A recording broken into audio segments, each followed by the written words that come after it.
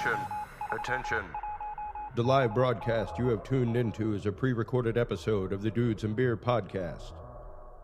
Dudes and Beer is presently traveling the vast void of time and space in an effort to find you more of the best content in the known universe. Enjoy the following transmission, and remember, if you can't be good at it.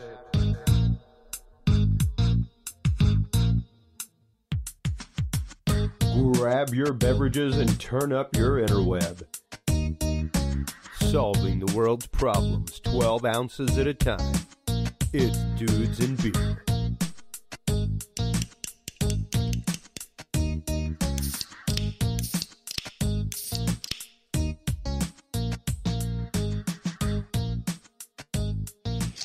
Well, hello everybody, and welcome to episode 202 of the Dudes and Beer podcast. Chris Jordan, your host here, coming to you from San Antonio, Texas, on the road this week. I've been on the road many weeks. We've had some great shows, everything from Marla Wynn Cooper for episode 200. That was an incredible conversation talking about her life growing up with DB Cooper, things like that. And then we just had an awesome episode with Richard Spazoff discussing out-of-body experiences and visions of hell that he had. And speaking of visions of hell, tonight we will be talking once again with our amazing guest that we always have on. Dr. John Hall is here with us this evening for the first time ever in person. Welcome. Alive in the flesh. I know. I have not seen you in the flesh in years, since I grasped your hand the first time almost 6 years ago. And to have you here tonight is great because when I say visions of hell, folks, imagine having sounds go on in your head that you have no idea where they're coming from. Imagine feeling sensations of pain that you've never felt before that come out of nowhere and continue. These are some of the things that happen to targeted individuals, people that have been targeted either by governments, private organizations, whether they are, like Dr. John Hall's book, his title says, whether they are guinea pigs of the technologies of control, or they're literally just victims of somebody who is personally harassing them with stuff. Let's break this down a little bit for us, Dr. Hall, for the audience that's new to you. How is it that you first became aware of this kind of microwave technology, sonic technology, and what was it that brought you into the field of helping folks that have been targeted by it? Well, I'll tell you, 10 years ago, there was not much about this to Google. So I had an ex-fiancée who came to me who voiced some concerns that she was being followed everywhere she goes and hearing voices and being attacked by something she couldn't see. Skin was burning, things like that. And she came to me because she knew better than to go to her family doctor, because some of it was stalking, obviously, and some of it was medical. Yeah. She wasn't sure if the two were intertwined or not. So she came to me and I said, you know what, that sounds like satellite, what we used to call satellite surveillance. Mm-hmm. As a matter of fact, I even ran her story by a former FBI guy in San Antonio that works as a PI, a private investigator.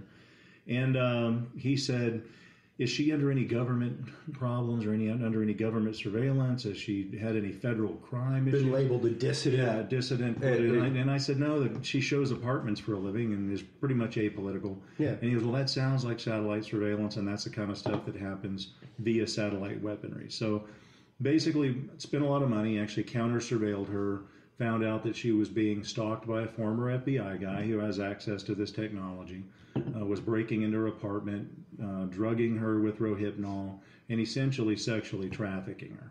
And that's what my first book was about. It was called A New Breed, Satellite Terrorism in America. And when I wrote that book thinking, man, this is just basically to expose a local crime, because police didn't believe her. I mean, they believed me enough to actually investigate it, did determine that, yes, there was some impropriety going on. They didn't necessarily believe the electromagnetic aspect of it. But there was definitely unauthorized access to her home, and sexual assault. Okay. And exact words, they said, the guy that's doing this is former FBI. Stalking is what he does for a living. The stalking laws in Texas at that time were not what they are now. And he said, about the best you can go for is trespassing on him. She was drugged with Rohypnol, doesn't have any recall of the assaults. So I thought, best thing to do is at least write a book and expose it. Well, when this book came out, I was inundated with calls and emails from other people going through the same thing. So that's when I called in some favors for some former CIA and FBI friends of mine, found out about the technology, what the extent of the technology was. The exact words one of my active CIA friends told me, he said, this is a classified technology used for use in other countries, not in this country. Yeah, foreign theaters. Yeah, foreign theaters.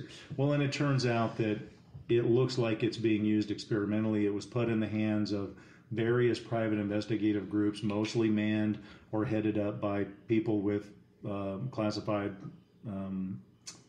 dossiers, or basically have clearances where they can access the technology. And they are allowed to use this carte blanche on whoever they want to use it on for whatever reason they want to use it on, as long as the data goes back to the appropriate agencies on the research. Yeah. So that's why when you see these people that are complaining about targeting, they vary through ethnicity, they vary through religion, they vary through gender. It's males, it's females, it's blacks, it's whites, it's Hispanics, it's gay people, it's straight people. Yeah. It doesn't matter, because in the end, they want a mixed bag, what looks like a random sample of experimentation, because the only thing that can come out of this, eventually it'll be used to control all of us, and which is one of the things we're going to talk about today. Or at the very least, like LiDAR, things like that, a form of mass crowd control, that kind of stuff. And it's interesting that you say that they're loading the data, because of course you would load the data. You would want to make it seem as random a sampling as possible, the way you would want any medical study to be technical. Because there are going to be some people that are somewhat resistant to it, some people it doesn't work on at all, some people it makes them crazy within 24 hours, some people it takes, a month or years to break them down. Yeah. But as we had talked, we were talking before we went on the air,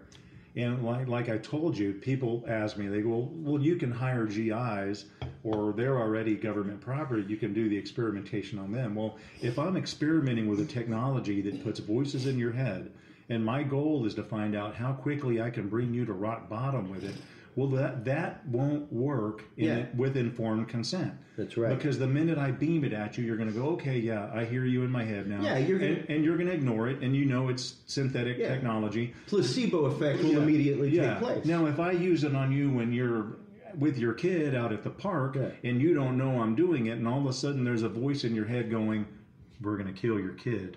Yeah. Well, that gets your attention, and that's going to get you to act on that. You'll never see Julie again. Yeah, and then you're going to run to your doctor and tell him you're hearing voices. He's going to refer you to a psychiatrist. You're going to do what every targeted individual does. You're going to Google it all night long for nights before you go to see the psychiatrist. Yep. You're going to put a copy of my book down, a copy of Robert Duncan's book down, and you're going to go, this is what I'm being targeted with. And they're going to diagnose you as delusional anyway. Yeah. Because that's their part in the whole scheme. They're not going to look at what you research. They're not going to look at how many other people are making these complaints.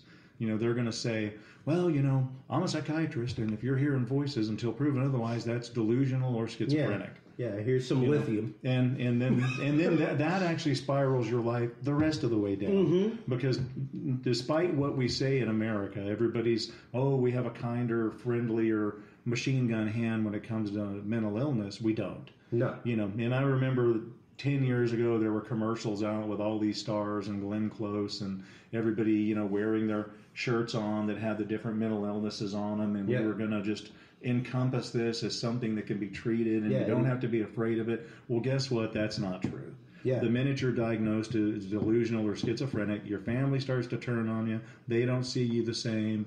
Your coworkers don't see you the same. Yeah. And of course, it doesn't help that you're going around trying to convince everybody of what's really going on with you. It makes you fit that picture. And I know many people that are bipolar.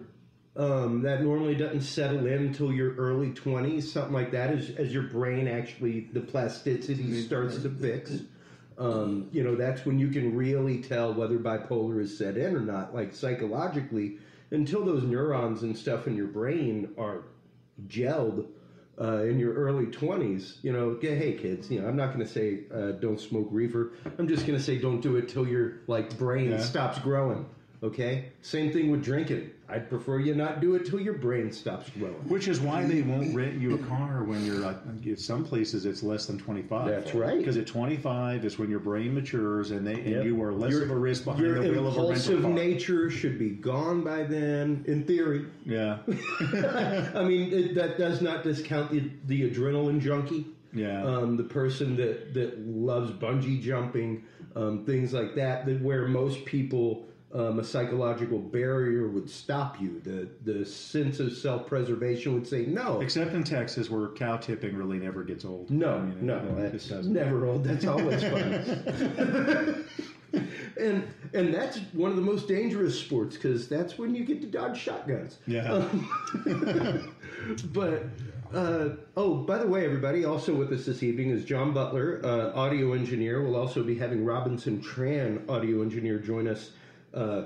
And they'll get into the conversation later because part of what we're going to be talking about tonight with this is, of course, the rollout of 5G that is currently happening across the country right now.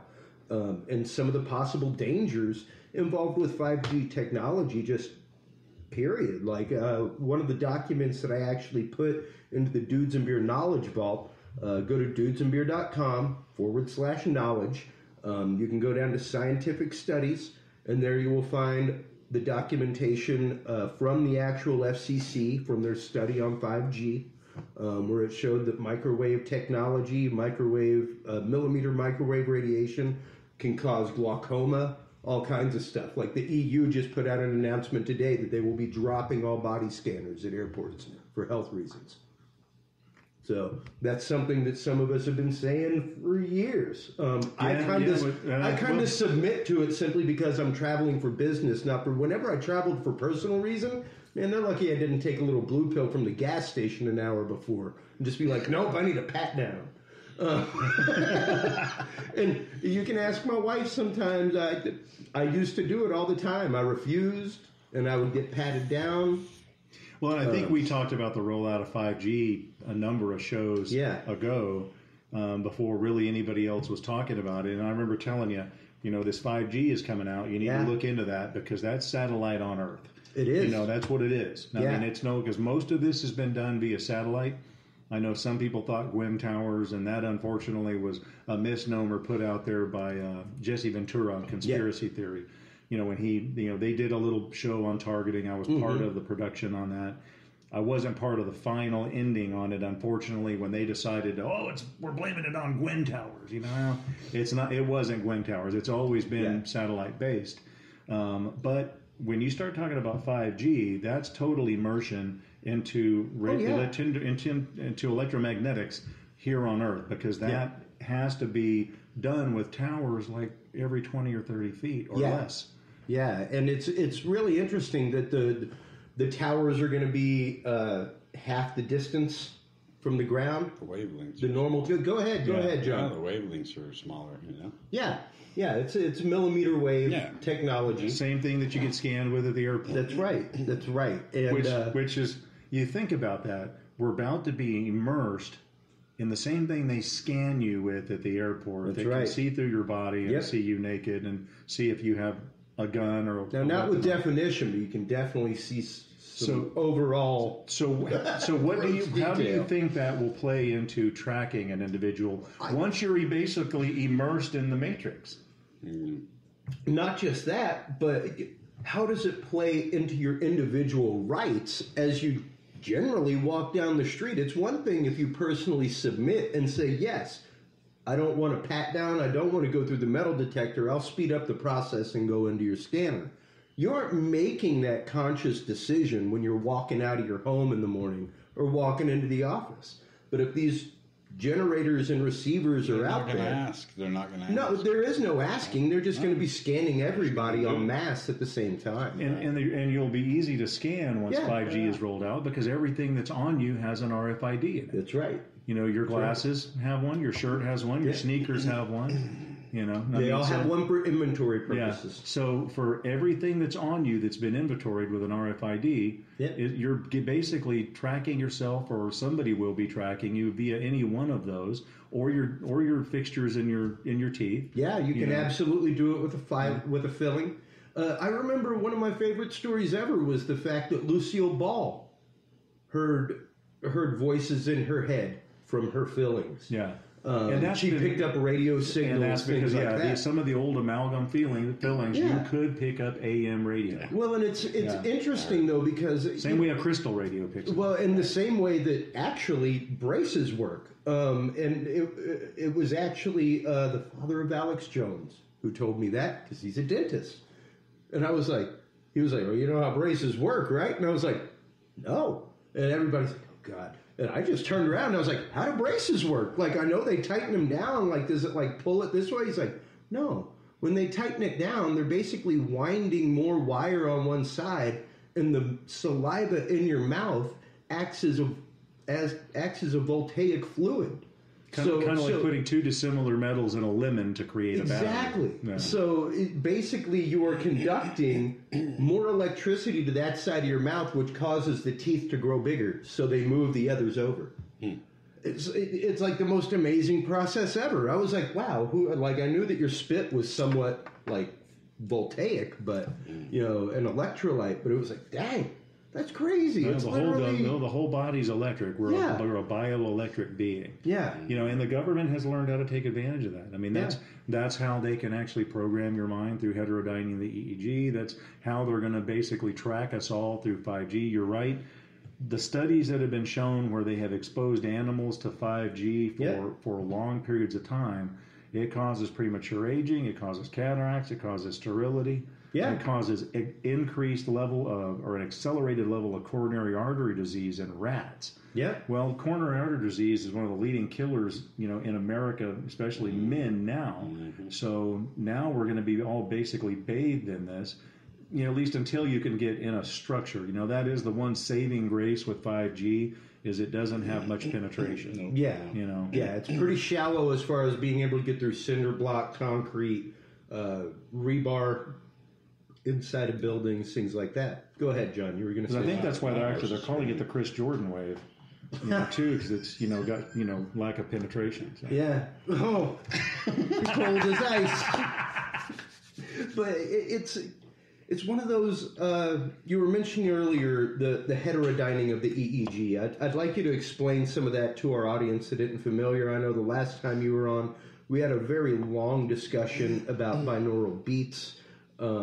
The brain syncopation method that utilizes. Exactly what is heterodyning in EEG? I'll tell you, probably the best way to describe it is Malik came out with a patent in the 70s, and the patent was a way to monitor pilots when they were on these 36-hour and 48-hour sorties during war to make sure that they didn't fall asleep or get delusional or hallucinate.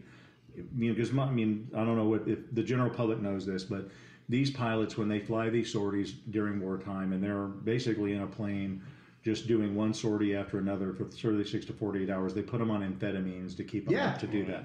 Amphetamines. It's where meth came from. Yeah, amphetamines tend to give you delusions and hallucinations, after you've been up for a long period of time on them. So they wanted a way to monitor the brains of the pilots. So they figured out that if you shoot two frequencies into the brain, that one hemisphere will absorb one frequency and entrain it. The other hemisphere will entrain the other dissimilar frequency, and that the two hemispheres will compete and spit out a interference frequency.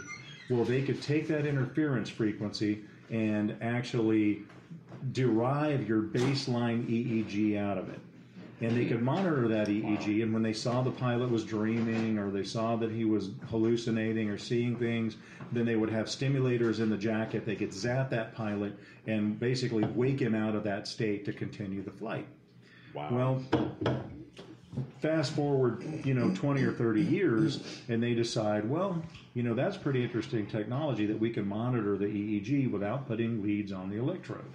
So if you take that EEG, if you stimulate the brain that way, you derive the EEG from the brain that way, you have a catalog of basically EEG waveforms, one that corresponds to depression, one that corresponds to running amok with a gun and being destructive, anger, melancholy, and you take that waveform and you beam that back to that human being. They will entrain that heterodyned or changed waveform, their brain will start cycling in that waveform, and then they will demonstrate that desired emotion, or symptom. Because the brain ultimately controls everything. It controls your sensation in your hands. If you want to make someone feel like there's bugs crawling on them, so is there documented structures for each one of those things? Oh yeah. So interesting. So that's what entrainment is. Yeah. You take the baseline EEG, you heterodyne it or change it to want that symptom or to get that symptom you desire in the victim, and then you beam it back in their head. And once they entrain it, you get that. Yeah. So then you can cause a mass of people or an individual to be depressed.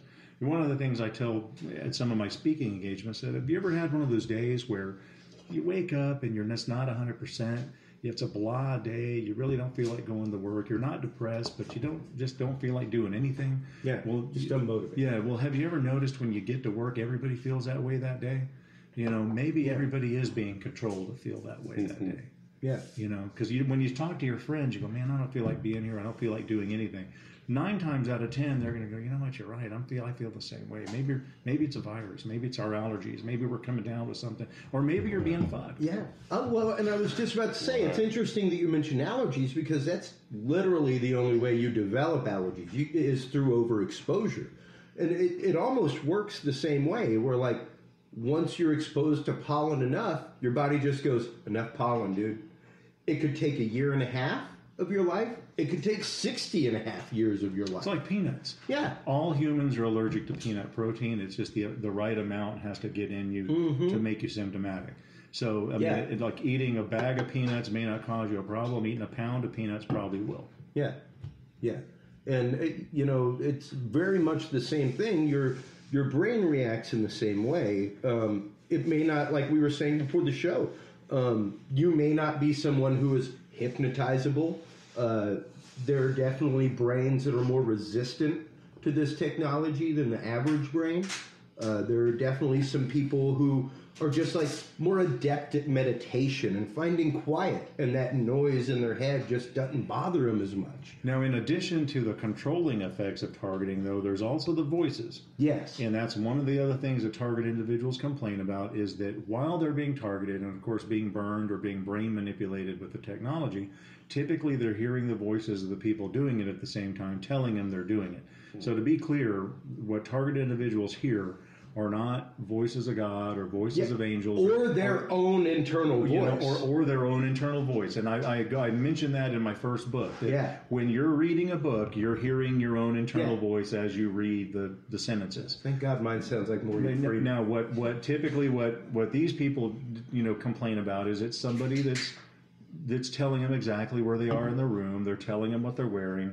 They're saying, well, you think you look pretty cool in that blue shirt that today. That sure is a pretty pink bra you're wearing today. So I mean, they make it very well known that it's surveillance. So naturally, the first thing people do is they check their home for cameras and microphones. Yeah. And of course, they don't find any cameras or microphones because it's all done via satellite, and it's not that low tech. Now, there may be low tech devices in their home if they're doing it for sexual assault, or if they're trying to get sexual video to put online or something. But usually that's not. And they do it that way intentionally, because that way when the victim starts tearing into their walls to look for the cameras and look for the microphones, well, that goes along with the eventual goal, which is to sit you in front of a psychiatrist and be say, you're a crazy person right now. Yeah, and I tell a lot of the victims that contact me, don't hide opening that beer. They'll say, I know there's something in the house. I'm tearing into my walls to find the hidden cameras. And I'm like, don't tear into your walls. There's nothing there. That's going to be really expensive. Well, just to be clear, we're not saying that everyone with some kind of disorder. No, that it's not always that, not. right? Yeah, I mean, that would be like saying that it's a large. That would be like saying that the true cases of possession. There's true people that have dementia, absolutely. Or not dementia, but like schizophrenia. That's what I was saying earlier. I know people that have been diagnosed schizophrenic. I know people that have been diagnosed bipolar. Yeah, they are perfectly functional members of society. And that's one thing I'm always clear about in most of my interviews. They'll say, well, how do you tell the difference? Well, sometimes it's hard. Yeah. Because schizophrenia does exist, psychosis and delusional disorder does exist. But most of the true victims that I've met with, They can pinpoint the day the stalking started. They usually have very good evidence of their stalking because sometimes these people leave notes. Yeah. We're watching you, and they disturb stuff in the house. They've got legitimate breaking and entering police reports where stuff has been gone through in their homes. So, and they can pinpoint the day that it happened. And almost all these victims are in their 40s. So it's kind of well beyond when you would typically diagnose schizophrenia. Exactly.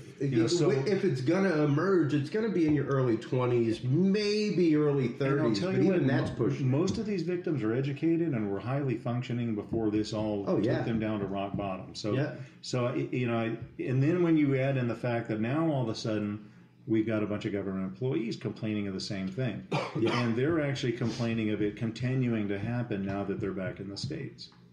Yeah. And it's interesting that you were saying earlier that the victims from Canada have gotten zero help from their government.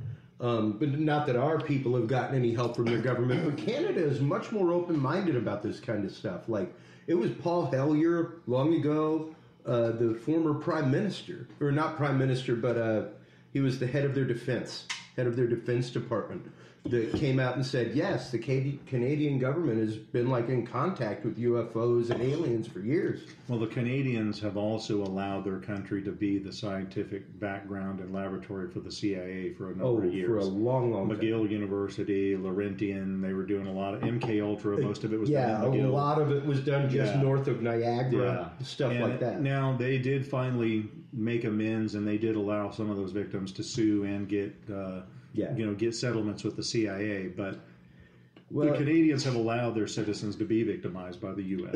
And folks, if you've never seen the Netflix documentary, and it's shameful, but that's an absolute truth, and that's what allowed things like the Tuskegee experiments to happen. It's what allows, especially whenever you join the military and sign that contract. It's what allows if you remember, whenever the second Gulf War happened, it came out that we were giving people all kinds of experimental anthrax vaccines and stuff like that.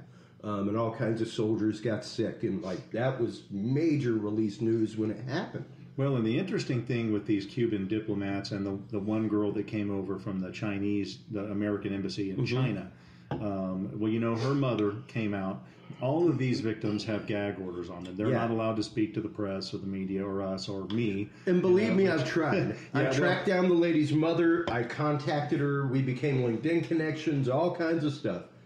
She will not talk. Well, after she had that one story, I imagine she got a gag order slapped on her as well. Yeah. And I know there's a victim in Houston that has reached out to me through other channels that also has a gag order on her. Well, but the interesting thing is, so these people complain of the exact same thing that the targeted individual people complain of. Yeah. Exact same thing. Because I have gotten that much out of them that it wasn't the sound of crickets. It wasn't a buzzing sound. They were hearing voices. They were being zapped with weapons they couldn't see. They were being disoriented, losing their memory, and being sleep deprived. Those are all the same symptoms that the targeted individual. Nausea, strange sensations in their body. Exactly. Well, the interesting thing is what has leaked out, of course, that they've got white tract damage and cochlear damage that they found on MRIs at UPenn and some of the other places that are doing the research with them. Yeah, where their cilia and part of their cochlea is actually dead. Yeah. Things like that. But the interesting thing is that all of these victims said that it didn't stop when they came back to the United States. They're still being stalked. There's people sitting outside their homes, and that they're still hearing that and feeling those same symptoms now that they're back. Well, they're still really trying to point the finger at Russia. And I told you on our first show, and I was on some other syndicated shows where the minute they said this is sonic, I said, first off, it's not sonic. It's going to turn out to be electromagnetic weapons or microwave-based weapons. Mm-hmm. And secondly, it's not Russia. Yeah. Russia can tell you how many nails were used to build that embassy. And they've known that since the 40s. Yeah. I mean, if they wanted to penetrate, if they haven't penetrated that embassy already. Yeah. I mean, they already have workers cleaning that place up and staff. More than likely, when it was built with local labor, they had already infiltrated. But if you've seen the way the intelligence agency turned out against Trump because he's a political outsider. Sure. Eventually, and I said this on my Facebook page, and I believe I even said it on your show, that eventually they're going to try to figure out a way to make it look like Trump was in cahoots with the Russians to allow them to attack, the embassy workers. You did say so that he on could my shut down travel to Cuba again, and then they can say, well, see, Trump was in collusion with Russia, and he did it because he wanted to be able to shut down travel to Cuba that Obama worked so hard to get, back. Yeah, to release the embargo. And if you look, what's in the news right now is, they keep on accusing the Trump administration of collusion. Well, collusion in itself is not a crime. You and I going and talking to anybody in Russia, even talking about our political system and how we can get reelected, that is not a crime. Conspiracy is a crime. Yes. And conspiracy and high treasons means that you have to do something that actually puts America or American citizens at risk. Yeah. And the Cuban Embassy will be it. Yeah, and it's really strange to even see, like we were saying earlier, the utter just story switch that's gone on, where it was the Russians originally. Then it's not the Russians. It's sonic weapons. No, it's not. It's crickets.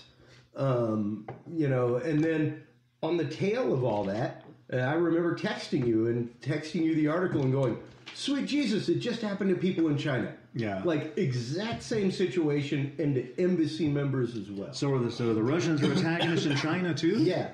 Or is it the Chinese attacking us in China? Yeah. Or is it the Venezuelans? Yeah. So who is it? Well, and that's... Well, then they said, it's the Cuban government. The Cubans can't even get GMC parts for their GMC cars. They're putting Nissan engines out. Yeah. I mean, so I don't think it's the Cubans. All those, fancy antique cars in Cuba? Yeah. They have, Chinese and Japanese engines in them because they couldn't get American parts. I got it might be a dumb question, but so what is, you got to school me on this because I don't know this. That's all right. What's the difference in 4G now that we have and the big jump to 5G? What allows it to be able to, is it getting, I know we're getting different carrier frequencies that are becoming available and all that crap, but what's the big 3G difference? 3G and 4G operates from 1 to 4 gigahertz. Right. 5G operates from 40 to 90. 40 to 90. 40 so. to 90 gigahertz. Okay, so it's up there. So if you think about that's where that millimeter. It's much more intense in a shorter wavelength. 3, 4G. Okay, so I just wanted to make which sure. Is and a lot of people even though it's more that intense, don't know that might it's got less longevity, which Right. is why you have to have more repeaters lower to the ground. It's a smaller wavelength. I'm just curious. So just to put it in a context where I think everybody can understand, including your listeners, a 90 gigahertz wave is 90 billion waves hitting your skin every second. Yeah. Imagine being in the ocean, folks, so you can do and a lot having more that nice cool wave that hits you, and you're like, and it kind of lifts you up. Imagine that happening 90 billion times per second. Yeah. So 90 billion waves per second. At that point, that's not even. You almost don't even measure that as a wave. Yeah, that just is. Yeah, that's a standing wave. Yeah, as we call it. Yeah, in our industry. Essentially, you're in the ether at that point. Jeez.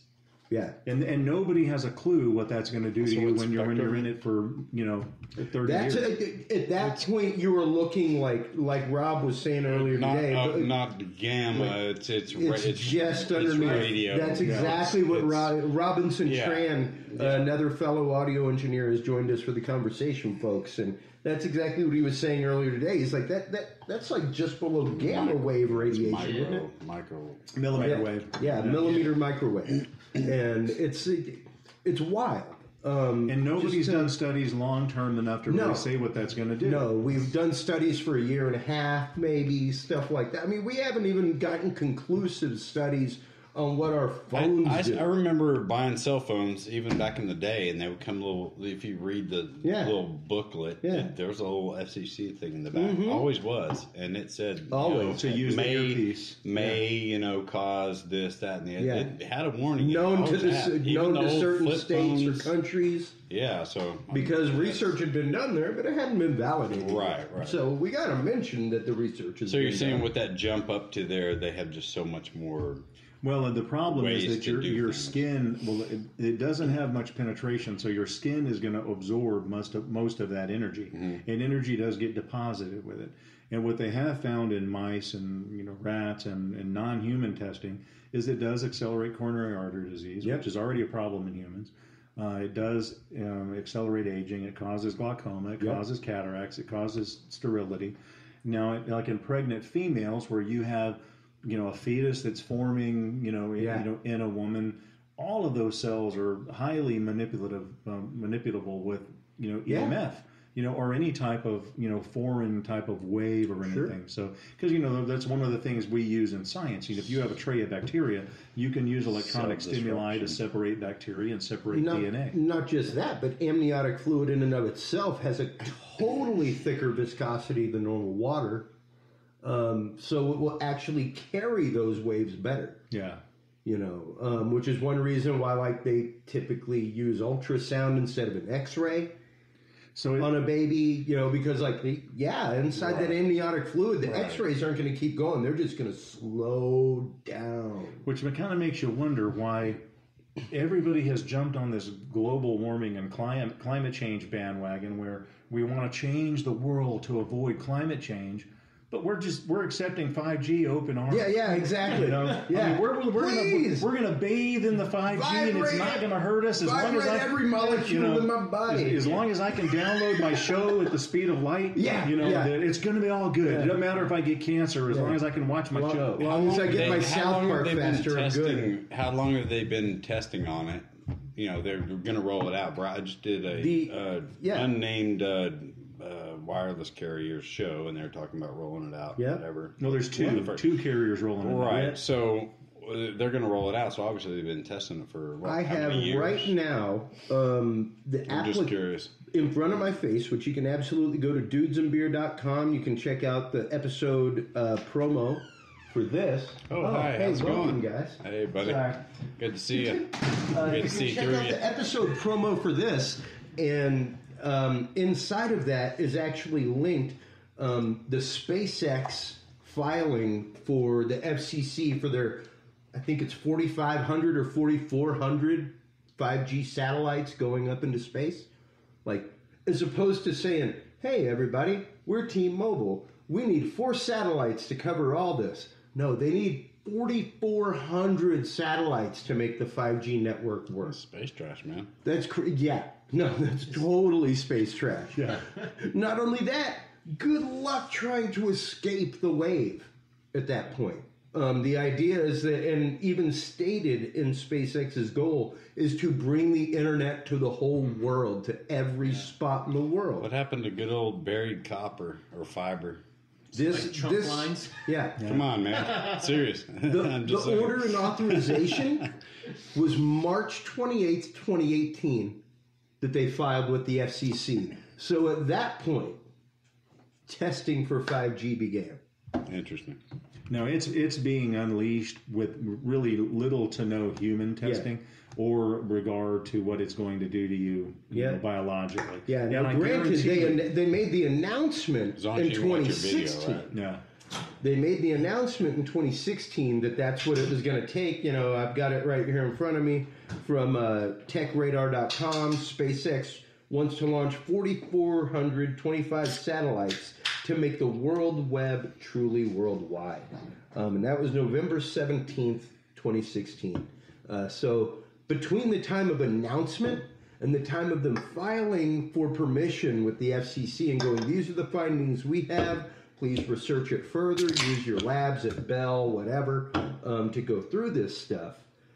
It's been 2 years, and yet still from the time that they filed it to now has been less than a year. We have not even gone through a year before they're officially rolling it out. So in a sense, it even if they're not using it for whatever malicious purposes, it's still being pumped through your body, and it's cell and rhythm disruption of the normal human body, which causes all kinds of stuff, cancers and stuff like that. I guess, right? Just being totally all the time inundated. The only saving grace with it right now is that because it doesn't have any penetration and it doesn't travel very far, it's mostly going to be rolled out in urban settings, and it's mostly going to be hotspots.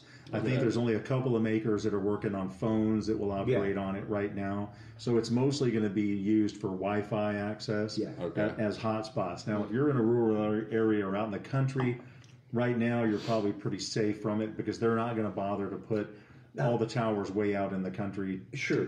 But they will eventually. However, it will not be long, much like we have 4G cell phone repeaters, 3G cell phone repeaters, things like that, where it's like, hey, we've got a 30-floor office building, or like how we go to the Venetian all the time. They have repeaters in the hotel because you're inside of a bowl of a valley, and then you're inside of a 35 or 50-floor hotel. Good luck getting a really good cell phone signal. The only way you're going to be able to do that is by having 5G repeaters. The only way you're going to be able to get the good connection Wi-Fi-wise is to have those repeaters inside the building. So when you're talking about, oh, it doesn't have great penetration. Awesome. That means it's not leaving that building. Exactly. So once they pipe it in the building, then you are essentially in a 5G. You are inside of a 5G cage. Yeah. It's like being in there with like 5G. It's like being in there with 9 billion tigers a second. And able to distribute that, it has to have a hard line to it, right? Somehow. Yeah. Yeah, much like your internet connection. What are they using? What's the already established infrastructure they're using for that? Like same infrastructure copper? that exists, Or hard fiber? Hard copper, so that's just the ultimate point. Okay. Yeah, that's the ultimate point of ping and distribution. Is to 5G. Now, something that I wonder if you've thought about, though, this also this ties into a lot of things. And I mentioned that in Guinea Pig's Technology of Control, that eventually they're looking at ways of controlling the masses. Well, this also ties into Agenda 21. Because the whole point of Agenda 21, which has now changed names, they don't call it that anymore. Yeah.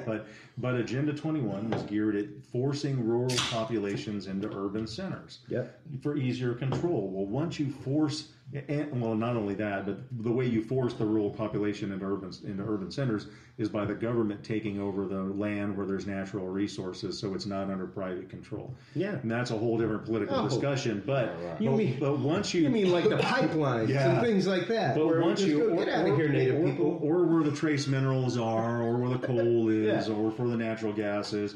Well, once you force everybody into urban centers, well, then that's where the value of 5G really comes in. Yeah. Because when you decide we need the electorate to vote this way, the 5G is there. The EEG heterodyning is there. You can literally control the thoughts and feelings of mass groups of people.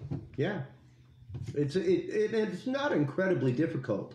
And it's not sci-fi anymore. Actually, something that you will find interesting is the artwork on Rob's arm that he recently had done, which is actually like representations of full-on frequencies. It's very interesting. Just show him your artwork there. It's great. It's a little bit hard to describe, but imagine seeing mandalas, stuff like that. That was a lot of time into the gun, too. Explain it, Rob. These are pretty much essentially cymatic glyphs interpreted as mandalas. So I actually have pictures of the cymatic glyphs. Yeah. They're actually pretty much instance of both my stepfather, my mother, and my dog pretty much recorded on a microphone. Yeah. And then this guy in London, he has a cymoscope. Essentially, it's like a water base. Mm-hmm. You can do it with sand too, but water you can get like a better depiction off of it.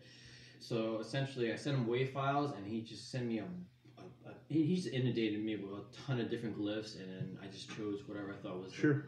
And those are the glyphs based on the sound, the vibrations from their voices. It's an actual physical representation of the vibration. It's illustrating, like what they're audiating in their own head. So I didn't have them. I just pretty much said to them, just remember your favorite song and just sing it. Yeah. My mother sang a folk song back in her country. My stepdad sang Frank Sinatra's What My did your Way. dog sing? I just Feed me. I need more water. he's just whining. And I just sat in the closet and put a large diaphragm condenser mic, and I just started talking to him. Yeah. Just and then I didn't want to make him uncomfortable because dogs, when you look at them for a while, they get super uncomfortable. But I was just giving normal cues like, hey, the situation's cool. So do you have them on both arms or just the one? No, it's just the one. On my left side, I'm actually going to go to Japan for that. That's another story altogether. But and it's interesting. Like the science of cymatics has been around for a long time. Yes. I mean, when I say long time, people, like he said, they are represented as mandalas. If you go and look at mandalas from Indian culture, stuff like that, the actual symbols and the round symbols from traditional Vedic culture for the chakra points in your body are physical representations of that note and that color. And there's no difference between what you see and what you hear, everybody.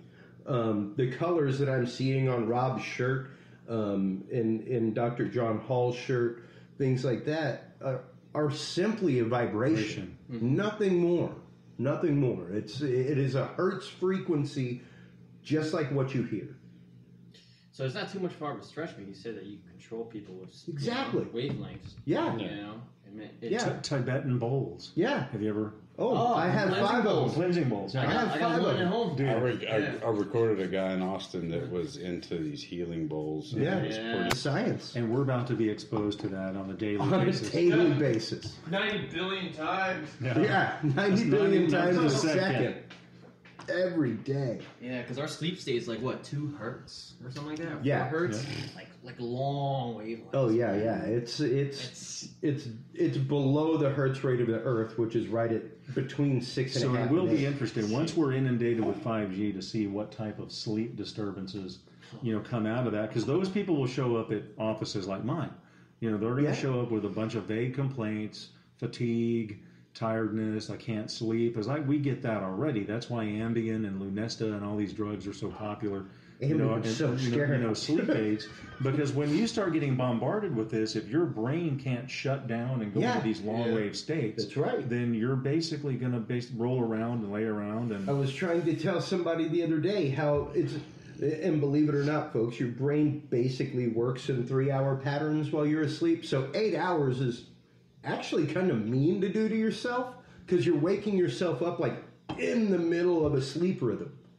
Like you're not completing that pattern of sleep rhythm. Right. So if you sleep for either 6 hours or 9, you'd be surprised how actually more rested you feel than 8, because your brain's had a chance to finish its thought and be like, deep breath. Oh, I woke up. I didn't think of it that way. Yeah. Finish the cycle. Yeah. No, you gotta finish the cycle out. Yeah. Like you got your REM cycle, but you didn't get your circadian rhythm at the end of it. You say every 3 hours, so you're saying we should sleep for 9 hours? 9 hours or 6. Yeah, or 3. Which is why people. Or 3. Or which 6. is why people like Einstein, 5. Benjamin Franklin, stuff like that, slept numerous times during the day. They would go and take like a 30-minute nap, stuff like that, like every 4 or 5 hours. We do that at work all the time, right? I know some technicians that do. But I do find it interesting, though, that you can't get online or watch the news without something coming on about the dangers of climate change. Yeah. And how we need electric cars, we need electric homes. If you live close enough to ride your bicycle to work, you should, because the hydrocarbons from the car are destroying the ozone. But this is rolling out, and because it is profitable, because it's going to allow the government to control everyone, and because it allows you quicker down speeds on, your gaming and your TV shows and your cell phones. Gotta get the YouTube. That nobody is really questioning how this is going to hurt us. And like I said, I mean, everybody remember Al Gore said by 2014 the polar ice caps were going to melt, the seas were going to raise 3 feet, and which I was kind of looking. And then they show that poor starving polar bear. And it's the same polar bear from 10 years ago. It's like, Yeah, they only have a 12-year lifespan, yo. Well, and I was all excited because he's dying. For those who don't know, most of you guys are from Austin, and I was kind of excited because I'm about midway between Austin and San Antonio. And I thought, well, man, if the seas come up 3 feet, I can drive an hour to go fishing rather than 3 to get to the coast, man. Yeah. I mean, that's going to be awesome. great for me. It's a smart thing to live inland. That's all. People forget that all those awesome of where hills you're in at. Dallas you can find shark teeth in. Yeah. Well, so because that was the ocean during the Permian of course, time. that prediction didn't happen.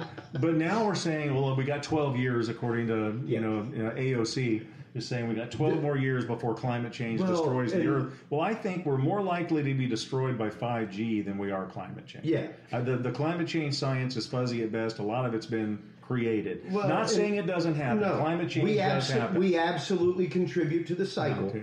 But right now, the polar ice caps on Mars are melting. I guess that's all of our solar-powered robots. It was just released by NASA that the actual ice rings around Saturn are disappearing and will probably be gone within the next 15 to 20 years. So if it's happening as far out as Saturn, that is something way beyond. It's all about the sun, man. The rings are made out of chunks of ice. Like, that's how we see the colors, is the different refraction. And if those are starting to melt and go away, it ain't us. We're reclassifying solar flares on almost an annual basis. The Earth's magnetic pole just shifted. Like all of 2 months ago, they said that it shifted by about 3 degrees, which happens regularly, and they can actively show in magnetite, things like that, magma formations that are full of iron ore, that kind of thing, which, when exposed to high heat, become magnetic. And they can literally show within hundreds of thousands of years where the pole of the Earth has literally flipped, where the north poles of those magnetite particles are totally turned the other way because the magnetic pole of the Earth went 100 and to think degrees. that our species is going to be here forever is hopeful thinking. And dinosaurs here for millions of years, gone. But we're here for always, though. Mr. Pibb, We're here for 20 always. years, gone overnight. And the humans will be the same way. Yeah. It's one of the only colas that didn't have corn syrup in it back in the day. Yeah. And it's it's one of those, like, we are pretty young, folks, as far as the scope of the Earth's history and lifespan. We're like a flake of dandruff. So you're saying that we're going to die before the sun's going to rage quit in like 20 million years? Oh, God, yeah. Yeah. And I'm not saying we're going to die like within your grandchildren's generation. Yeah. It's probably about 10,000 years down the I road. tend to say that but a we're lot. going to have a real tough time within the next Anarchy and 1,500. full-blown chaos. That's what It's I'm saying. maybe a little different Nowadays, story. I guess in this present time, for listeners, like, I always say this to myself, like, before I make a decision on anything, or even on an investment, I think, not in this lifetime. I don't even bother with it. I'm like, No. yeah, not in this lifetime. Yeah. There's other It's things not to worth do. the effort Yeah, right now. exactly. There's other things Not to worth do. the effort.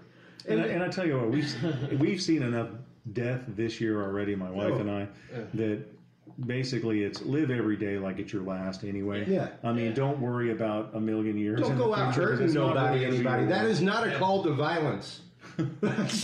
You hear? You have to say that in this day and age, folks. That is not an online call to violence. Don't go out and start making final solutions. I've had my brush with death. I just lost a cousin who's 55 years old. She's lost 2 family members this year. That means drink like me and John Butler when you're on the road. It's one of those things where you gotta do whatever you enjoy and live life, and that's the same thing I tell the victims I talk to. You know what? You really want to defeat this? The way you defeat it is don't sit at home all night long Googling targeted individual and Googling targeting. Don't rabbit hole. Try to live life. Don't convince people that aren't going to be convinced.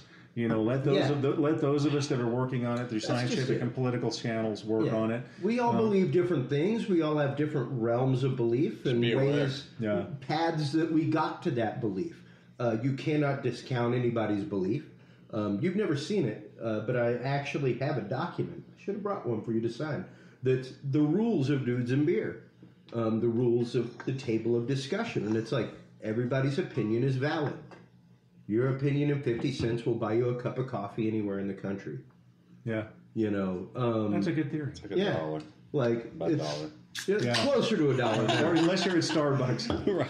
But I mean, it's just one of those I pay like $1.50 at McDonald's. If you're Come gonna on, say dude. something that will get you in trouble with your wife, your employer, your grandmother, or your kid's teacher, just don't say it, because I'm not gonna edit it out. No, thanks for letting us know. Ain't nobody fucking got time for that. So, you do have to live life as though there is no tomorrow to an extent, but you also have to think about your impact on things. And, it's interesting that you brought that up, because right after the last time you were on, it was within like 3 days. I get some emails to the website, things like that, people asking questions, making comments on episodes. But I had never gotten an email like that gentleman before. And it was really a point of resolve for me just before Christmas and before the New Year, where I always kind of think about what to do. And when I got the email from the targeted individual after your last show, where it's like, thank you so much for sharing this information. I've never heard of Dr. John Hall, but this has been happening to me for years. Where can I go to get help? What can I do? And that was one of those like, wow, somebody just reached out to me and my guest for help. Like, I can't go do like the adult soapbox derby after that with this show. And that's the sad part, is there's not a lot of really good sources to get help for it. Those people kind of suffer in silence, and unfortunately, some of my advice to them too is, when you start trying to convince family members, if they don't believe you, stop Just trying. stop. Because it's your family members. They will commit you eventually. Yeah. They will commit you or call in a well check. What would the advice be? Get online. There are some help sites that you can get on. I mean, you can go to my Facebook page. And especially for any of the listeners out there that know anybody that's going through this or is going through this, don't do anything violent. Because I've had a handful of TIs that I know or knew of that decided that, well, the way I'm going to get media exposure to this is I'm going to go out and do something violent. And a grand example of that, Aaron Alexis. That is how we first made contact. I reached out to you because I found your book to come on the radio, because he was talking about hearing voices in his head. And he was he was an active Navy member at the time. On furlough. Had a clearance. Had clearances, all kinds of stuff up in Washington. And he was at the Navy Yard. Yep. And went in with his shotgun with, "This is my ELF weapon," carved on the friggin' handle of the shoulder rest of the shotgun. Which, in reality, that was a vengeance shooting, because some of the research is done there. Yep. But it wasn't a crazy man running amok. Now, it's sad that, he was killed and innocent individuals were killed. Certainly nobody in the targeted individual community condones that. But him, and there have been others, that have chose to go that route to get exposure, because they said, well, even bad exposure is exposure, and that just doesn't work. It's not a any press is good press situation, folks. It's really not. That is a life-threatening situation. That is a dangerous situation. And the media will run with it the same way every time. They're going to run with it as, this was a crazy person who shouldn't have a gun. We need gun control. That is exactly what's going to happen every one of those circumstances. Yeah. So. And it's interesting that we're even saying this, because some of the topics that within a 1 month span of having you on, Kenneth Dudley, my UFO investigator, having a guest on, Byron Berkhammer, who does ibogaine treatments and DMT, things like that down in Mexico for people with hardcore addiction. Very experimental treatments, but it's been showing some great result. After having him on and talking about the history of LSD and MK Ultra, and then literally 3 days before I arrived in Vegas, having somebody on about the Mandalay Bay shooting. I arrived in Vegas, and 2 days later, looked at my LinkedIn profile, which I'm big on LinkedIn. Love it. And, you get your little reports like, you appeared in like 71 searches this week. It's like, awesome. Let's see who I appeared in. 30 of them were Department of Defense, and 20 of them were CIA. Yeah. They were employees of the Department of Defense and CIA. So I was like, I am obviously making waves somewhere. It may not be 9 billion per second, but I'm making waves somewhere. So regarding the whole fact, is there a place that people can go, like a forum or like something, a Reddit thread, like an immediate thing, like right now to go to, and there's other people and they can talk and or get references, or is it just kind of like you're on your own, just one of them is ISAACT.org. Another one is Freedom from Covert Harassment and Surveillance. Of course, Guinea Pigs Technology Control, the Facebook page is mine. And there's a lot of, victims that, and there's a lot of Facebook groups, targeted individuals and targeting and that are there where they can share information. Now, sometimes you're sharing information with, people that may be crazy. They may not be targeted, or they may be targeted and crazy. And like I said, honestly, and I always get in trouble with the community when I bring this up, but honestly, there are some people that have been targeted to the point of being nuts, and there are some people who are probably nuts and they're targeted, and there's some people who are just nuts and not targeted at all. And there are infiltrators in a lot of those groups that are just there to stir the pot, which is easy to do amongst a group of people that are already, some of them being controlled. But nonetheless, you can get in there and you can glean out some information. And certainly if you get my book, Guinea Pigs Technologies of Control, a lot of the information that you're looking for is in there. Or Robert Duncan's book, Soul Catcher, is another. And just so you know, folks, the books, Guinea Pigs of Technologies of Control, as well as the first book, New Breed Satellite Terrorism, are all available in the Dudes and Beer official store. Go to dudesandbeer.com/store. There are links to the Amazon there. As opposed to a lot of Amazon books, they're actually reasonably priced. A lot of people self-publish through Amazon, so things get up into the $40 range. Because that was at my request. I made sure that these books, and there's an electronic, a Kindle version. Yes, exactly. That I made sure that it's no more than $9 to download the electronic book. I wanted it available to anybody, and it's available in Spanish. For anybody that may catch your podcast down in South America. Bienvenidos. So for someone that maybe not have that time frame to go download a book or this, that, and the other, go to a forum and fish through this, that, and the other, is there any kind of immediate reach out? There established are. yet? Do you know? Y'all know what I'm saying? I'm actually online right now. Or somewhere if you is really can let me help you out. If you are a targeted individual, one of the places that you can go is targetedjustice.com. They have an incredible list of organizations here in the United States, from Freedom for Targeted Individuals, PACS International, Citizens Against Harmful Technology, ICAT, ICAACT, International Center Against Abuse of Covert Technologies. And we should really contact some of these people and do a joint show with them. ISAACT is actually, I'm on the board. Okay. For that. And that is an organization where we took people and put them, we went to, used experimental Faraday cages and put people to do the testing. Because, a lot of this initially people were convinced that they were chipped. Sure. That it was being done with chips. And in some people it was. We did find chips in some people. The vast majority of people that this is happening to are not chipped.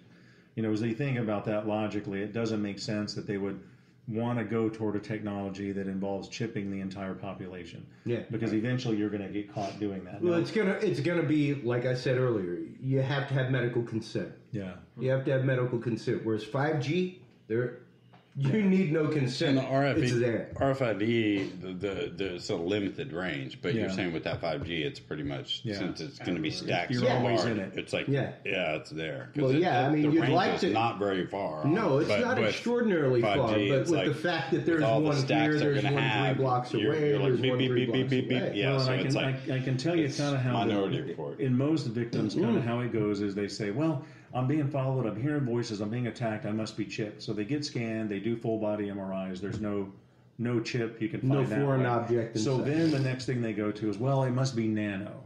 Well, so then they go, okay, well, I'm going to do this testing. They're spraying everything in the There atmosphere. is some nanotechnology out there, but biological nanotechnology on that level, Well, it's out. It is out. Yeah. It is out there. Yeah. But you have to think logically about this. That this has been described. Actually, the first two people I interviewed when I wrote my first book was two prisoners from the Utah prison system in 1980.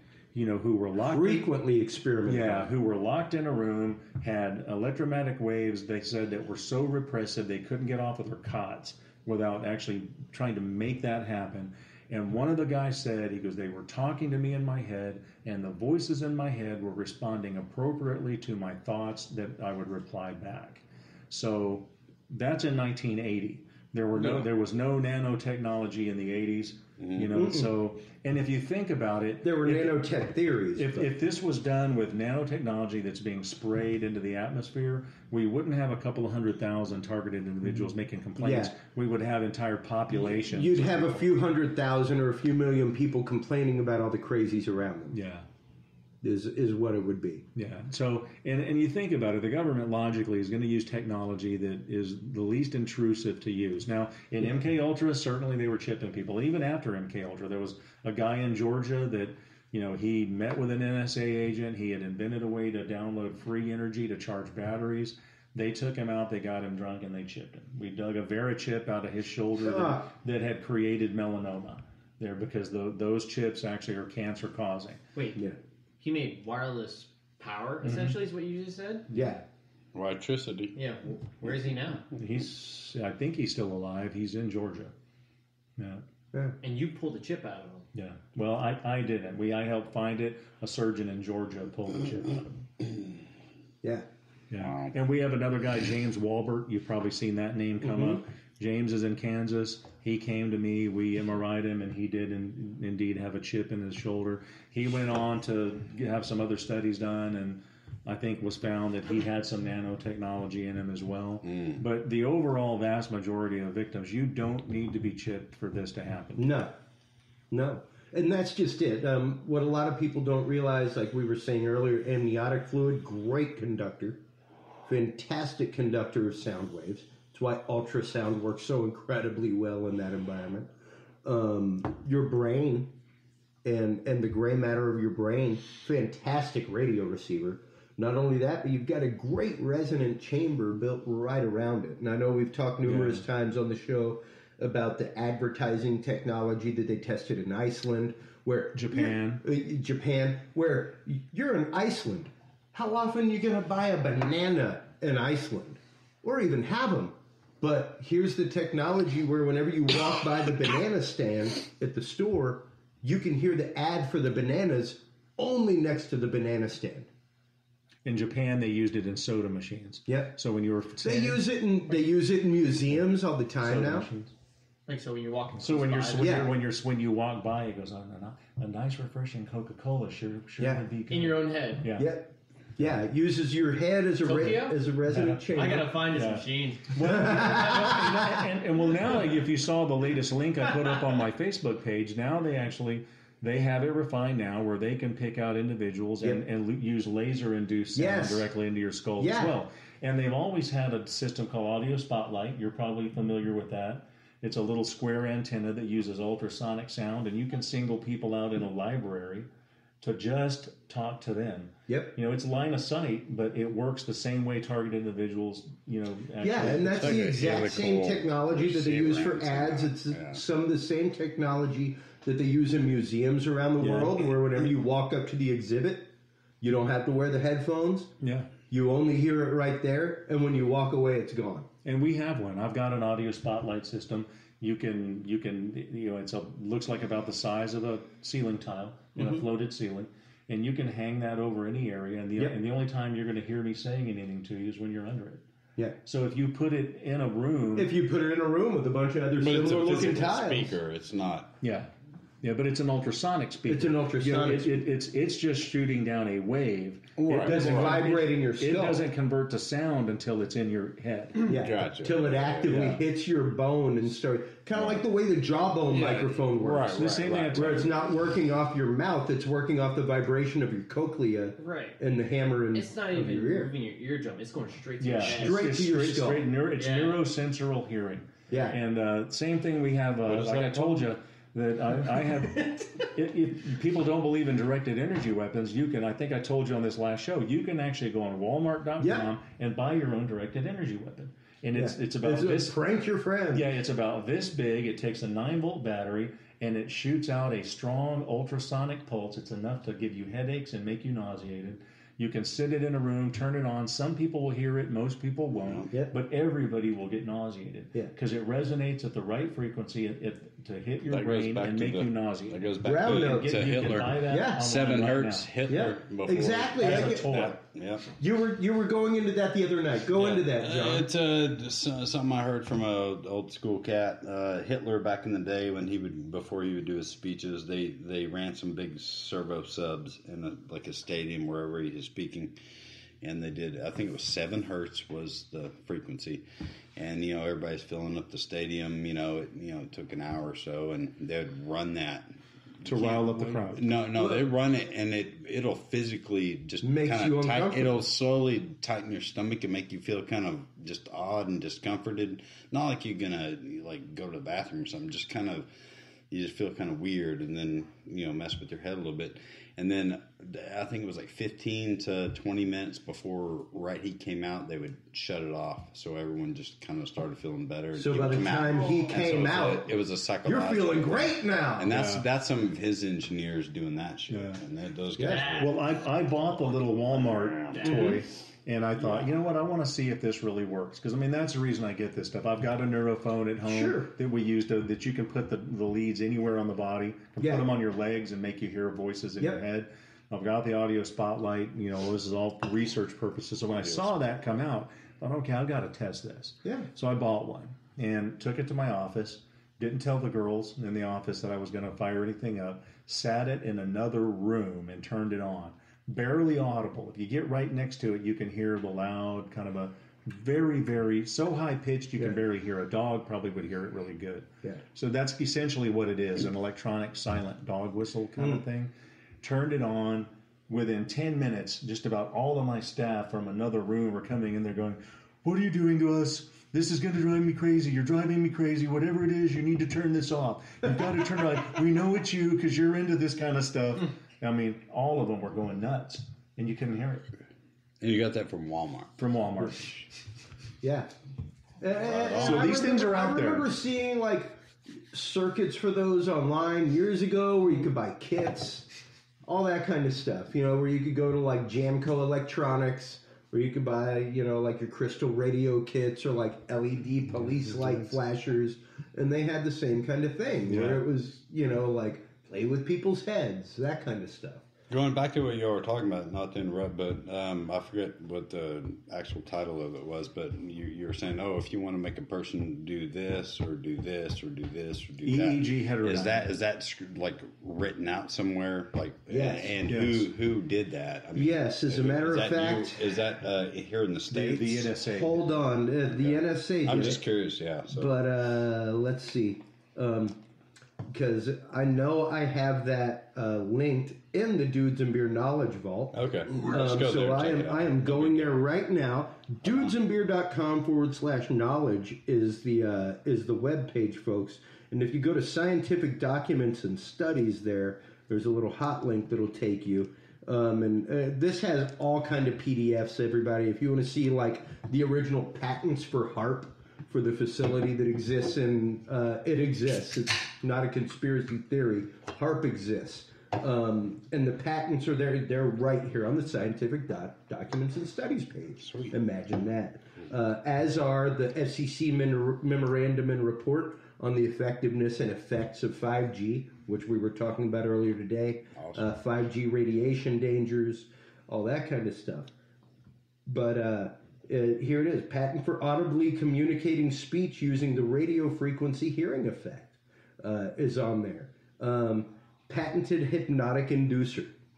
Is that? Yeah. Okay. Yeah. That's what you're... Yeah, exactly. Interesting. And since you mentioned HAARP, by the way, Nick Begich, very good friend of mine, Dr. Nick Begich, wrote the quintessential book on HAARP, and it's called Angels Don't Play This HAARP. So if you're interested in it, HAARP is it's an ionospheric heater and an ELF wave generator. So it's and the whole idea was, let's see how far we can take communications by, at least that's the idea. I'm doing air quotes for those of you who can't see through the radio right now. There is some good. There's some good research. Healing. There. No, I'm just saying there are some good healing properties of frequencies. Yes. Oh, absolutely. That's a whole different subject. And that's what I was. That's what I was getting into with the mandalas, with the whole idea of cats purring. Did you know that? Yeah. Oh yeah. Cats purring. Oh yeah. They're purring. The reason cats purr is to actually it induces healing in their own bodies. And they've actually shown physical studies with that in burn wards, pumping the same frequency and octaves of that frequency through speakers inaudibly, and shown that people's burns heal like 20 to 30% faster with that frequency. So I have a quick going question on. about some of this evil or malicious type use of it. Sure. There's got to be a cancellation, because for every wave you can cancel it out. Yeah, for every sine there's a cosine. So that could exist. I mean, I don't know if anyone's thought of it. Like if someone's trying to do something, maybe invert that or figure out exactly what We've got a few scientific minds here. How would you invert 9 billion cycles a second? 9 billion cosine. Well, if you find the exact frequency, that would be the frequency of like point. You would phase invert it. Call it a day. One button. 9.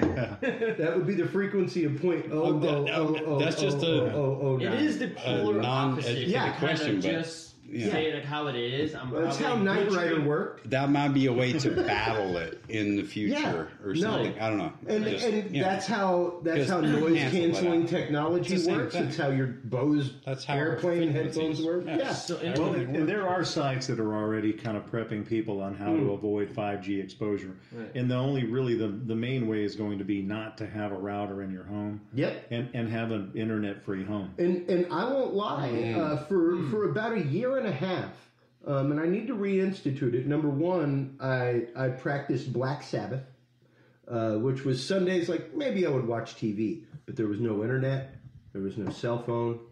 Unless it was an emergency call, I wasn't picking up the phone. No technology on Sundays.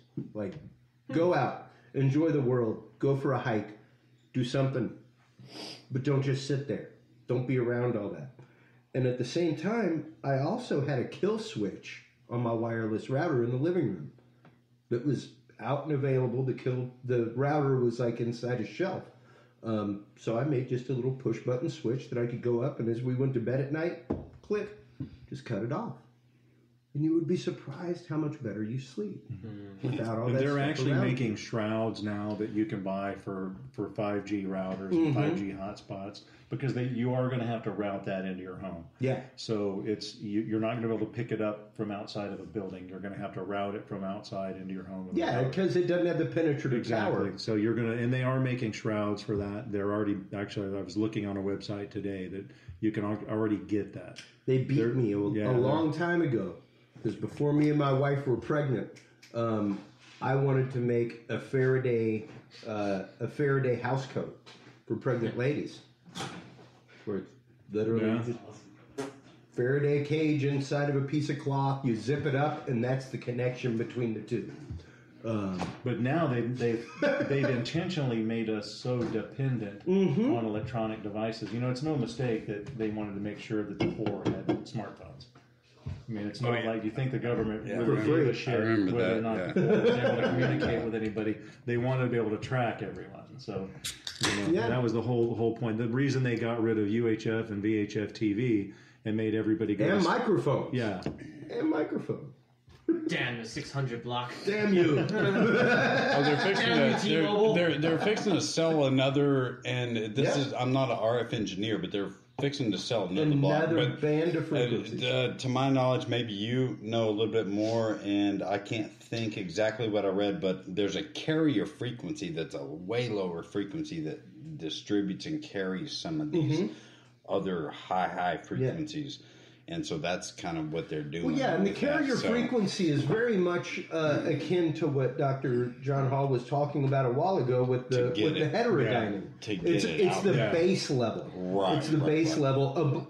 Apart from this, we do octaves. Right. That's just octave. Yeah, exactly, totally. Exactly. Well, as a matter of fact, they've already started. There's a company that has a tower that we talked about last time, just north of you in Austin, that has a ELF ground wave transmitter that actually has gone up that will basically transmit a 6 hertz signal around the globe, right from north of Austin. Yeah. Wow. And there's already people. A lot of people don't know that this stuff exists. Much like most people don't know that there is an active nuclear reactor under Austin.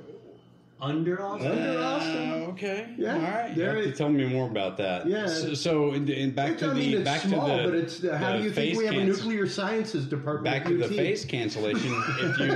Back to the phase cancellation, you could find that carrier frequency and just spit that out around your home or yourself somehow. Yeah. Well, you probably couldn't do that. It'd have to be something pretty big. But that could be some interesting experimentation, though, to see to be in a clear space. If you could actively just cancel everything that's coming in. Make a jamming jam. The problem, if you did that on a grand enough scale to work, then you're also transmitting. Yeah, and they're going to pick that up. They're going to pick that up. They're going to show up to your house and tell you to shut it off. Yeah. No, they can triangulate that stuff rapidly. You just said I got a ham license. Right. You know they can triangulate. Even if you curse on a CD radio it's just on Channel 9, they can find you like that. Well, you could somehow make it non-traceable if you could. Well, let's not get into such clandestine things on I'm sorry. Meanwhile, back at the ranch. That's right. And speaking of which, you're actually doing some acting right now. I know you've done some acting in the past. I would love to shamelessly plug some projects. Absolutely. I'm all about the shameless plugs on this show. For one, we have a trailer out for a film called Targeted that's based on A New Breed. Trailer's been done. We are doing a documentary on targeting. Most of the filming's been done. People are waiting. I am trying to work on that. I got caught up doing a Western TV series called Death and Compromise that's winning a lot of awards in the festival circuit right now. I know we're audible, but not on video. But right now I've got long hair and a beard. Yeah, I'm playing this Western thing. I'm playing outlaw in Death and Compromise. Just got through. We're actually currently shooting. Just got through shooting part of it. Another Western called Showdown on the Brazos, written by Bill Foster. All being filmed in Texas. Filming that in March. Directing a sitcom called Recreation. It's like Reno 911 about game wardens. It's really going to be funny. That's written by Larry Welch, Nick Seidel, and Sam Martinez. 3 really great guys. Really funny. We've already started shooting some of that.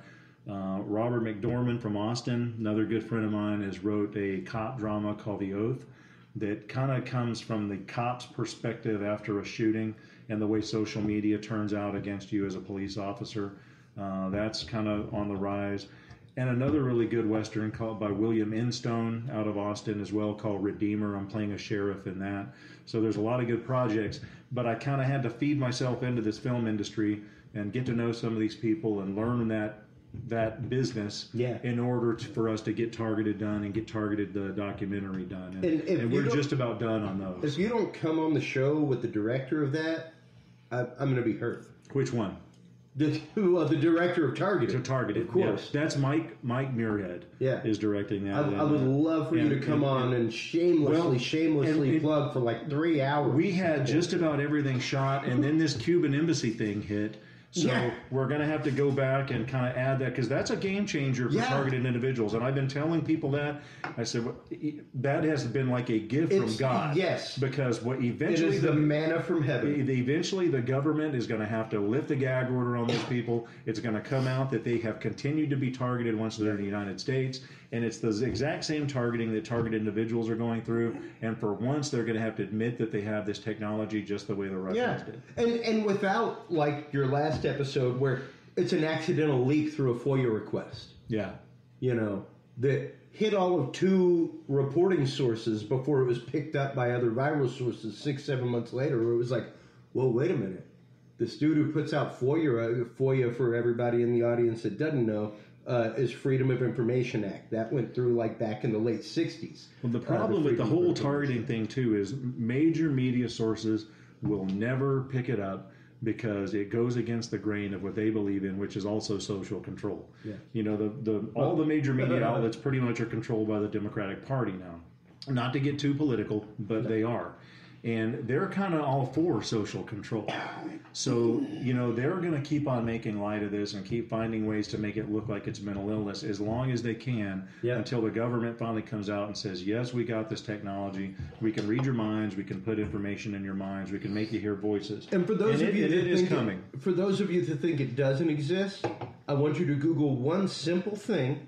The first 2 words are Defense One, which is pretty much the white paper for the Pentagon. Like if they're working on new technology, it's like the news week for the Pentagon and for the military-industrial complex. If it's coming out in Defense One, that means like our military's been playing with it. And there it is. Like we have this now. Look, we have a new stealth fighter. Defense One will release it. About a year ago, and I think you were on the show with me in Vegas, Rob, when I was like, hey, everybody, do you see the article today that drone pilots can now control up to 3 drones with their mind? Yeah. By just simply putting a ring on their head, they can control up to 3 drones. And that's totally from the technology of the new stealth bomber that's coming out, or the new stealth fighter, rather, that actively has a drone swarm built into it for offensive, defensive capability. And you think that if that's not controlled by the pilot while he's flying elsewhere, okay. But they can absolutely do it. We can control up to 3 drones with nothing more than your brainwaves and thoughts. I can barely do one thing at a time. And you do 8 things at a time very well all the time, Rob. I see it. But radios work 2 ways. We got 3 audio engineers in this room. Anything transmitting can receive. You know. 2-way, yeah. Yeah. So if you can send that wave out through that ring, guarantee you your brain can receive a message through that ring. I'm still speculating on the whole, you know, polarity inverse. Yeah. It was just, 5G I just popped in my head. We're going to obviously nerd out after you leave. It was not It was not I don't know, man. Because if there's an element, there's always a cure. Exactly. Yeah. You know, absolutely. I don't know. Absolutely. And as we wrap up, because I know you're still in scrubs, I'm still in gig uniform myself. We both came straight from work to record this episode, and I'm so glad while I was here that I got the chance to physically be with you again. It's been so long, we need to make it more regular. But tell everybody, of course, other than dudesandbeer.com/store, where they can go to find the work of Dr. John Hall. Do you have any speaking engagements coming up? Nothing coming up. I've been mostly doing medical stuff. But Amazon.com, BarnesandNobles.com, A New Breed, Satellite Terrorism in America, and Guinea Pigs, Technologies of Control. And there is a Facebook page for guinea pigs as well, which if you're in the Friends page is public. So if you're looking to kind of get involved with some of the other groups, you can usually find them there as well. You can very easily find that group. It is attached to the Dudes and Beer group on Facebook. That is one of our upper groups that we recommend. So make sure to go by and check that out. Once again, Guinea Pigs Technology of Control is the name of the Facebook group, the name of the second book by Dr. John Hall. The first is New Breed, Satellite Terrorism. Thank you so much once again for always joining. One big toast, everybody. Absolutely. Yeah. Really. And, like I showed you the other day, anytime you're on, it's not a slow evolution on the month-long chart. It's a friggin' skyrocket, man. It is a straight-up 45-degree or larger line that goes up the graph for smooth 30 days. Every time you're on, you get raging. And for your listeners, this is a cool show to do because it's laid back, it's internet-based. We can cut loose a little bit. Yeah. I mean, this is a really great show to do. Thank you. And yet still be able to cover some deep, hard topics. And, you know, it is one of those... I'm sure I will someday become a targeted individual because of my show. If I'm not already labeled again. We'll figure out a way to phase it out. We'll I'm pretty sure that 50 plus out of 71 views being the federal government employees is right up there. I'm not far off the radar. So, Rob, thank you so much for joining us. John Butler, thank you so much. Brandy, thank you for being here in the background. And Dr. John Hall, as always, thank you so much.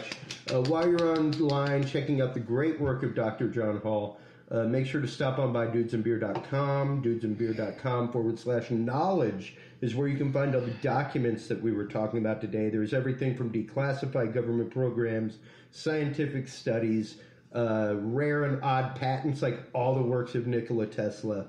Things like that are on there. Anything that we talk about that is factually based and has patents on this show, those patents are on the website.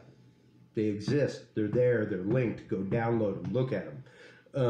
You can also check out Dudes and Beer on the HC Universal Network, hcuniversalnetwork.com. Once again, thank you so much, Doctor. It's been great. It's always great having you on. Until next time, everybody, remember, if you can't be good at it. We'll talk to you soon. Take care and take care of each other. Bye-bye, everybody. Thanks for listening to this episode of the Dudes and Beer Podcast. To listen to our audio streams or chat with us live, download the official Dudes and Beer app for Android and iDevices, available on Google Play and iTunes markets. For more episodes, content, and information, visit us online at dudesandbeer.com. You can also find our episodes on Breach.tv, iHeartRadio, Spreaker, SoundCloud, iTunes, YouTube, Stitcher, or your favorite podcast service. Dudes and Beer is a proud member of the HC Universal Network family of podcasts. For more about our sponsors and other podcasts on this network, visit hcuniversalnetwork.com. Thanks for listening, everybody, and until next time, drink responsibly.